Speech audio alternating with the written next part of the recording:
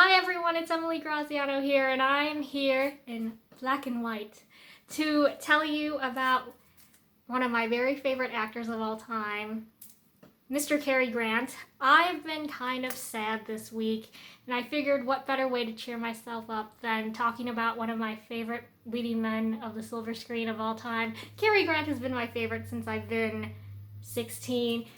So I thought it might be fun to do this video. Before I get into the movies that I wanted to share with you, I wanted to share these books.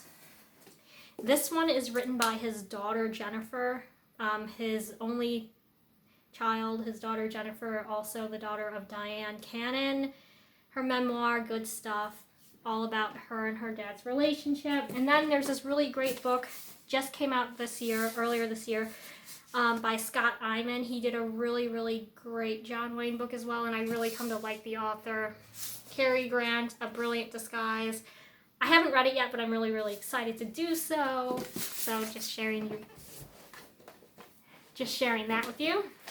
I'm going to mention some honorable mentions before I get into the 11 Cary Grant movies that I'd like to share with you. I tried doing this in a take, and it turned out to be 8 minutes of me talking about these honorable mentions. So guys, I cannot go into super detail about these films. You're just going to have to look them up for yourself. But these are 5 honorable mentions that I'd like to share before I dig into the 11 films that I wanted to share with you. So with that, we'll get started. From 1939, In Name Only, along with Carole Lombard. It's a drama film, and we're running out of time. I can't say anything more than that. Or not running out of time, but taking up too much time. So, from 1940, directed by Howard Hawks, also starring Rosalind Russell. His Girl Friday, quite possibly the fastest talking film ever made, the first film to have overlapping dialogue. It's really great. I can't say more about it because we'd be here for like 5 hours making this video. But anyway, essential. Definitely essential. You need to see this film. It's actually in the public domain, I believe. So I think you can watch it on YouTube. That means for free. Directed by Alfred Hitchcock from 1941 is the film we have next. Co-starring Joan Fontaine. Suspicion. This is with the famous light bulb in the milk scene. I don't want to say anything more than that because I'm totally going to ruin it for you. And I talked about this in my Hitchcock video, so you can go up and look up there. This is the first role in which he plays a really dark character. I will say that. From 1941, with Irene Dunn, one of my favorite of his leading ladies, is the melodrama, the romance, the drama in Penny Serenade. Oh my God, this film can make you cry. Let's just say Cary was nominated for an Academy Award but did not win. I will say, because in this film his character goes to Japan, and by the time the 1942 ceremony comes along, we're at war with Japan. They are not going to give the award to somebody whose character, who's in the movie, they went to Japan. So that's probably why he didn't win. But, oh my God, this movie is so romantic, and then it turns to drama, and then it gets even more sad, but I just love it. I'm not going to say anything more than that. And then, the last honorable mention on my list before we dig into the films I really want to talk about, from 1958, directed by Stanley Donen, co-starring Ingrid Bergman, Indiscreet. This one's really funny, and I will say, Cary pretends to be a married man when he's not, so Ingrid Bergman will want to go out with him. It's pretty interesting. It's very, very witty and sharp. It's hysterical. Like, Ingrid has some really funny one-liners, like, how dare he not be a married man and make love to me? Like, it's really funny. I should probably rewatch it again, but, again, you can look up all those honorable mentions in more detail. Because, I just did that in half the time I did in the first take, so that's good. Okay, now I'm going to be sharing with you my 11 Cary Grant films that I think are absolutely essential. So, in chronological order, let's begin. From 1937, directed by Leo McCarey, co-starring Irene Dunn, The Awful Truth, This film is so funny. Cary Grant and Irene Dunn play husband and wife, and due to a misunderstanding, they get a divorce. But then they don't want the divorce. Like, they realize after they have it done, they made a big mistake. But Irene Dunn moves on with another, what they call a country bumpkin, played by Ralph Bellamy, and Cary Grant gets jealous, and then they kind of meet at this nightclub together, and Cary Grant gets even more jealous. It's just really, really funny. Oh my god, if I went on and on and on about this film, I'd totally ruin it for you. But it's so funny. They basically almost improv'd the whole script. Cary Grant didn't want to do this film because he believed that it just wasn't working. He offered to drop out and do the next film he did for free to make up the production cost of it if they canceled it.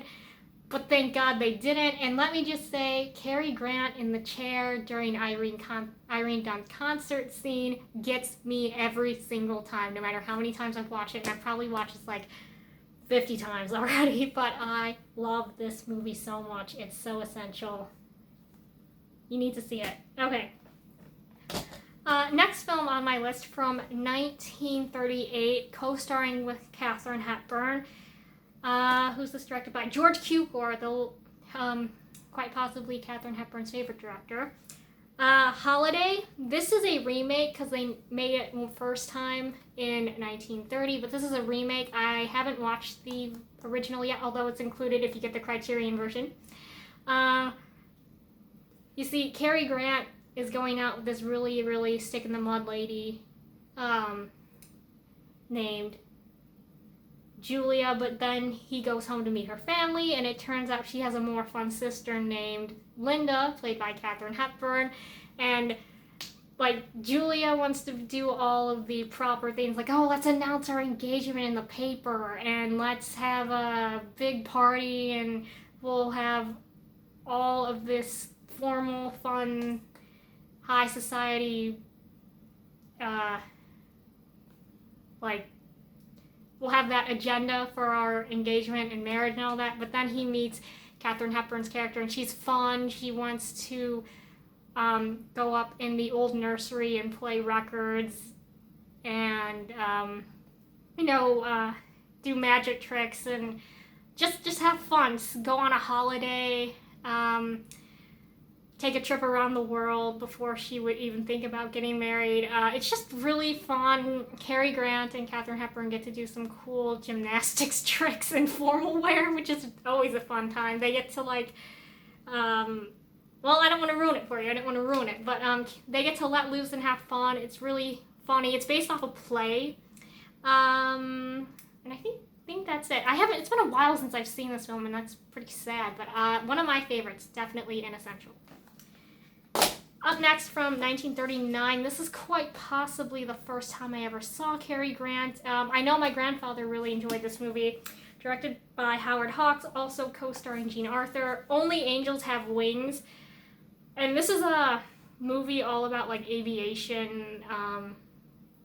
Cary Grant plays this pilot who is stationed. It takes place in Brazil, I think, in a shipping port.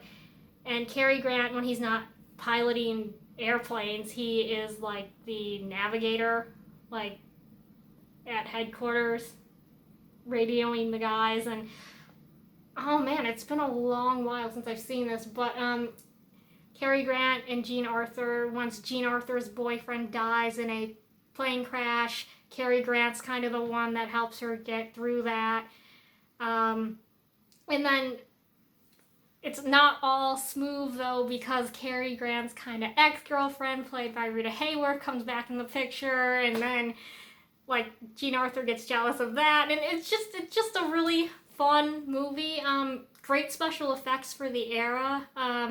In the 1930s, flying airplanes was all the rage, so it's very, very visually appealing, even when you watch it today, because the way that they do the flying special effects, it just makes you wonder how they did that. And there's a very good feature if you get the Criterion version of how they did do those special effects. So, Only Angels Have Wings. I know my grandfather liked this movie, so I had to include it on this list. And that's probably the reason why I love it so much. Next, from 1940, is Cary Grant and Irene Dunn in My Favorite Wife. This movie is one of my favorite movies ever made, I think, because Cary Grant and Irene Dunn play husband and wife, but she goes missing on an island. And the movie picks up 7 years after that incident when he wants to get remarried and he has to have his wife declared legally dead in court so he can get remarried to his new wife, played by Gail Patrick.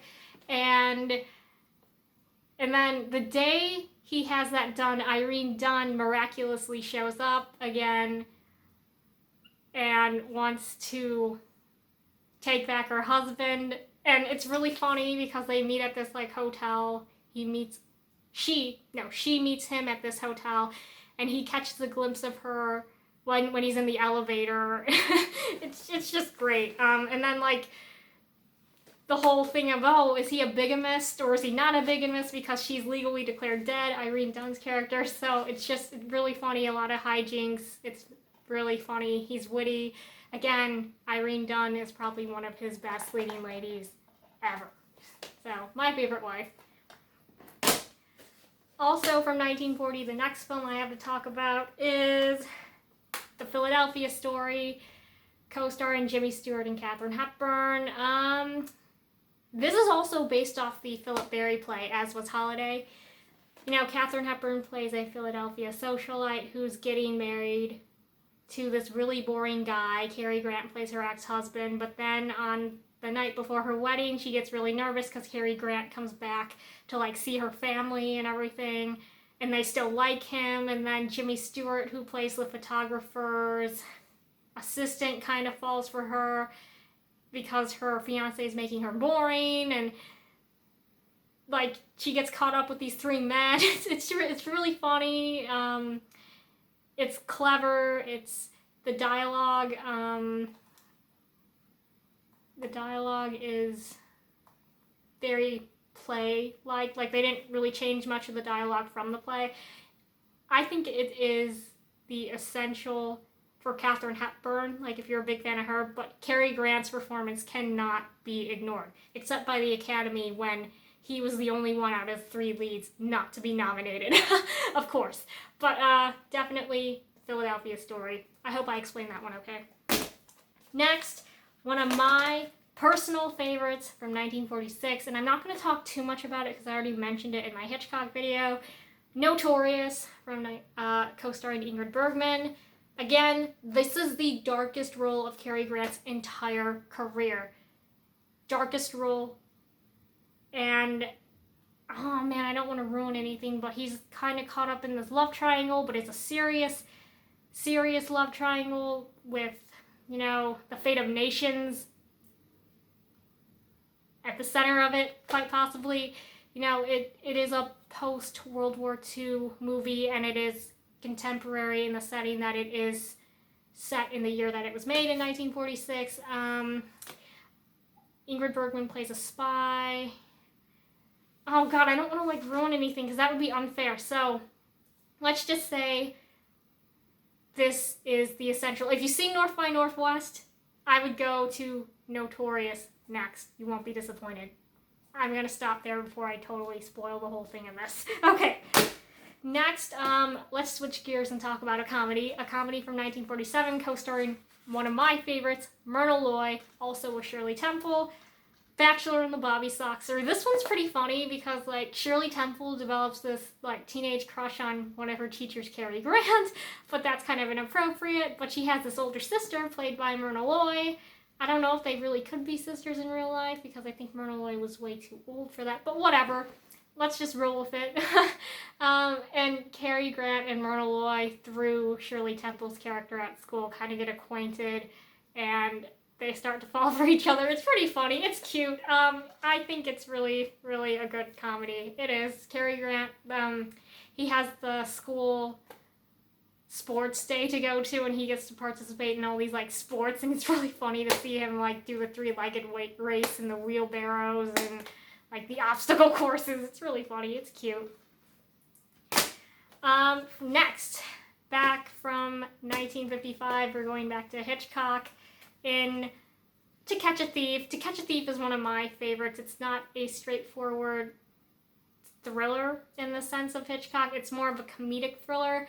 I just think it's really great, and if I go on for too long, I'm going to spoil the whole thing, but Cary Grant kind of plays a cat burglar, and when a jewelry heist occurs, he's everyone's number one suspect, but Frenchie knows it can't really be him, and, you know, come on, it's Hitchcock, there's a romance. You don't have to even guess that Grace Kelly and Cary Grant will fall for each other.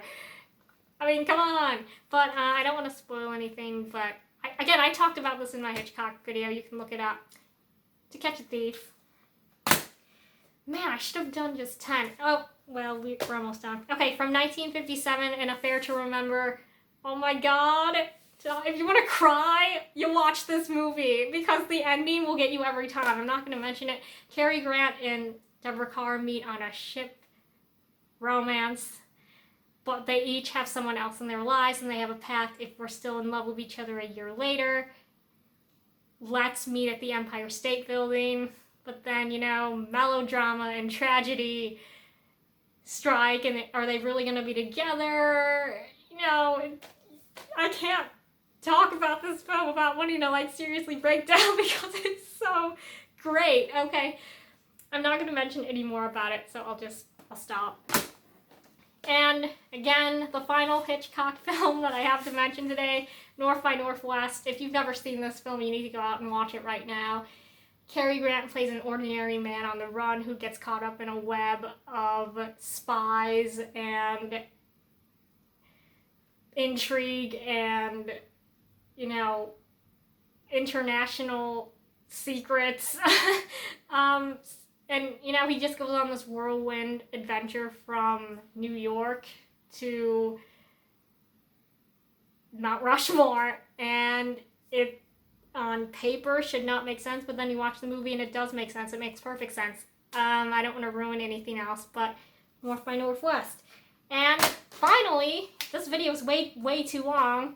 I have from 1963, Charade. If you love North by Northwest, you need to watch Charade. This is actually where I would go next after North by Northwest. Audrey Hepburn plays his leading lady, and she gets to chase him. And it's really great to see, because who wouldn't want to chase Cary Grant, pursue Cary Grant? But anyway, set in Paris. They're after, I almost said it out loud what they're really after. But anyway, like, Audrey Hepburn's husband dies, but he was caught up in this group of, like, a stolen fortune, and Cary Grant is the only man she can trust, or can she? It's just great. It's probably the best Hitchcock film that Hitchcock never made. So I give you Charade. This is in the public domain. You can watch it for free on YouTube, I think. And with that, I'm going to keep this video under 20 minutes. Thank God. Thank you for watching this film. I hope I did all of these films justice, and I will see you again in the next one. I'm Emily Graziano. Thank you for watching, and bye-bye. I hope you learn more about Cary Grant.